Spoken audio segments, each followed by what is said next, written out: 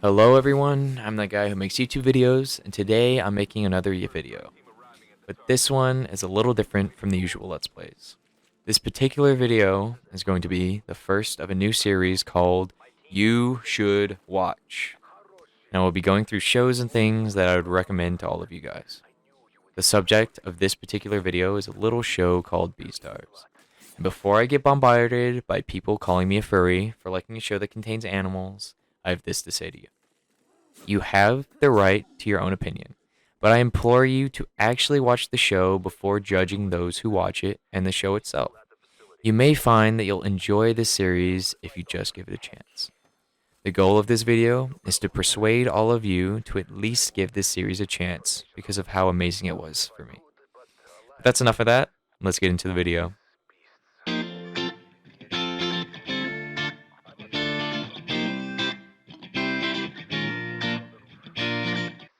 First, I'd like to get into why I love this show.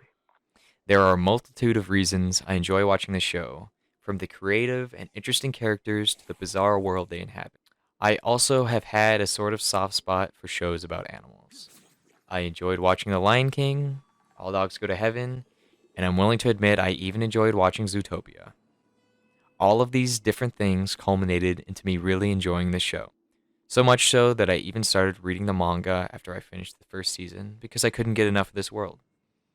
The thing that stuck with me the most and really caused me to continue watching or reading was the story, which is what people usually get attached to, but for me, it was the coming of age story that unfolds within the series, told with a sort of charm that allowed me to put myself within the main character's shoes.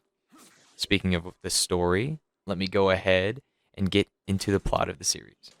It's kind of reminiscent of Zootopia because there are different classes of animals that fill this world. The story mostly takes place in an animal high school and follows the lives of said animals after the death of one of their peers. There are three of these students who stand out for their importance within the story, these three being Legoshi, Haru, and Ruiz. Also, little side note, it's Luis or Ruiz, but in the show, they say Ruiz, so I'm going to try and go with that. But anyways, this trio is brought together through some strange circumstances and are forced to overcome social and cultural differences to make that happen.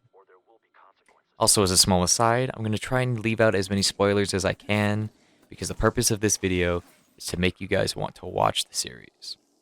But moving along, out of these three characters, the one who I affiliate with the most would be the large wolf who's named Legoshi. Legoshi is misunderstood because of the type of animal he is. So most people are afraid of him, but on the inside, he's a sensitive and kind person. He is also struggling with these new feelings and experiences that come with growing up, and the series follows him dealing with all of that. There are a lot more nuances within the show, but again, I don't really want to spoil much, so I'll leave it at that. Another aspect of this show that just blows me away is the wonderful sound design, which encompasses everything from the original music to the voice acting. The main opening is actually played at the end of the first episode. It's an amazing theme, which sounds like something straight out of JoJo. This level of musicality is felt throughout the entire show and adds to the overall feeling of awe that this show portrays. Speaking of feelings of awe, I would let the voice actor for Legoshi read me a bedtime story every night of the week. He has such a deep and monotone voice that is very nice on the ears. One more aspect of the show I would like to bring up is the animation. This show takes a different approach to the usual style of animation by using 3D. There are some people who frown upon the use of 3D in the anime community, but I would argue in this case that it adds to the story because it enhances the uniqueness of this world and draws you in from the first episode. And there's one more thing I'd like to talk about, and it is fairly infamous for anyone who's heard of the show. I'd like to preface this by saying that this scene in particular is not the focal point of the show and only happens once. However, it does drive the story forward and illustrates certain character traits that are important later in the show, so it is technically necessary. The scene in question is the one where Haru, who is the female rabbit, tries to seduce Legoshi. Many people point to this scene to argue against the validity of Beastars being an enjoyable show, which on the surface may seem like a solid argument, but in fact only takes into account a single instance of this happening and also doesn't include the context of how the situation happens. I feel as though anyone who is interested in the show but was turned off because of this particular scene should watch the show up until that point and decide for themselves whether they want to continue or not based on how they feel.